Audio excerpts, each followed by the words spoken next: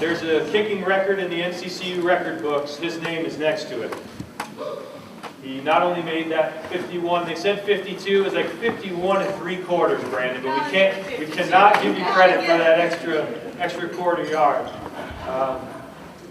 But not only did he make that kick, but the year before, he made another game-winning kick in the championship game, and he was the MVP.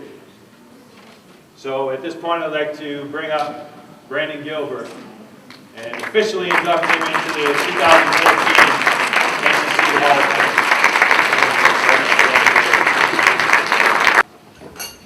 So Brandon, congratulations. Thank you, Kyle. When did you start kicking the football? I started kicking my freshman year of high school. I guess it was 2000. I knew nothing about kicking the football. I played soccer for 14 years. Never dreamed of kicking a football in high school, let alone college. Okay. How did you end up at NCCU? Coach Gilbert, he was the only college recruiter that came to the city, and he took me into open arms and created a, I don't know what you would call it. just being the only college to give me a chance was really special. And look what all the others missed out on, right? And as I mentioned, you broke or hold or tied every school kicking record that there is. Is there a particular record that you're especially proud of? The all-time leading scorer he hits home with me pretty well. Kevin Houston was another kicker that was on the high up on the ranks there, and I was able to surpass him. But the all-time leading scorer it just goes back to your team. If your team's not winning, you're not scoring. If your team's not getting you in field goal position, you're not kicking. So, all-time leading scorer. Okay. What is your most memorable experience at NCCU? I think we just saw that.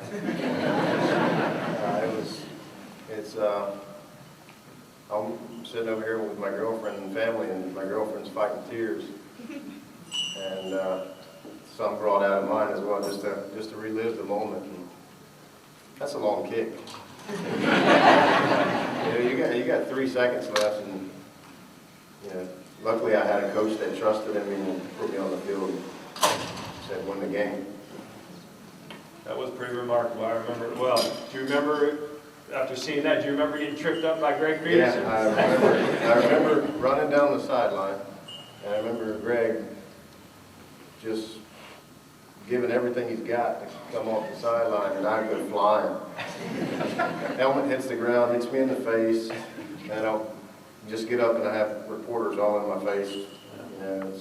It was pretty fun, I guess. Yeah. Can you take us through what was going through your mind as you're preparing for that kick, and take us through that play?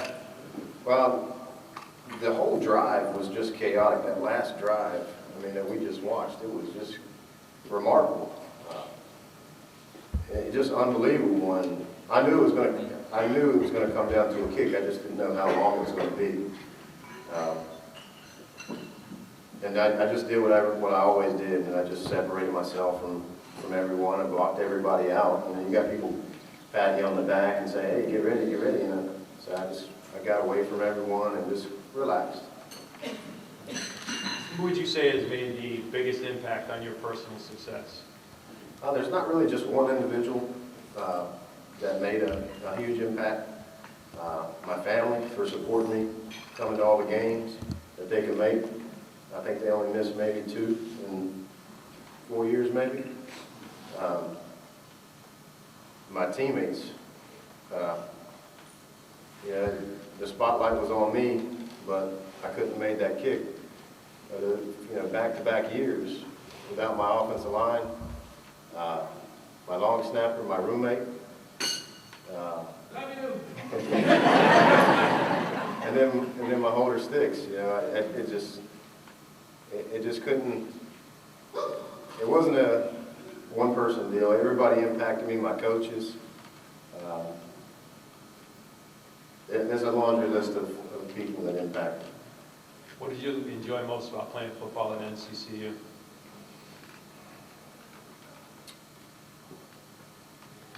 I guess the back-to-back championships. I mean, if you think back in the names that are on those two teams, we had some animals. Just people strapped on their gear and went to work, and we won, and we were awesome. And back-to-back championships, 2 rings.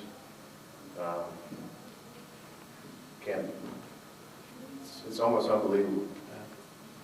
Now that you can add the term Hall of Famer to your long list of credentials, what does that mean to you?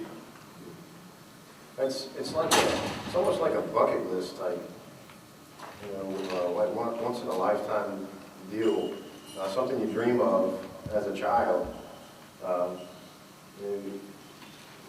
You think of all the famous people that are in the Major League Hall of Fame and things like that when you're growing up, and it's definitely a goal that was reached. That was for sure. And can you tell folks what you're doing with yourself nowadays? I work for Ford Motor Company back home. I'm a service advisor. I work in the service department. I've been in the automotive industry for 5 years now. I have a 7-year-old boy. His name's Brandon as well. And my girlfriend Tara. We've been together for, I guess, a little over 4 years now. That's about it. And I know when I first spoke with Brandon, I kind of asked him to get a gauge of how many guests he was bringing. He said, probably about 40 or 50. And I thought we were going to have to get a bigger room. And I know you've got a bunch of supporters here today. What would you like to say to them? Just, my mom and dad and my son were the ones that were part of my life at the time. And just the support of them coming to the games, just spending their time from not only from when I was in college, but just growing up, putting me through sports and any type of athletics. It's I just thank you so much, and Jill, Mandy, Tara, Grandma Sandy and Pops. They're part of my life now, and thank you guys for being here today. First and foremost, it means a lot that you guys are here. I have a lot of people that are coming to the game that couldn't make it to the ceremony. That's why I told you 40 or 50. So, but yeah, thanks to everybody. You guys mean the world to me. NCCU Hall of Famer Brandon Gilbert. Let's hear it.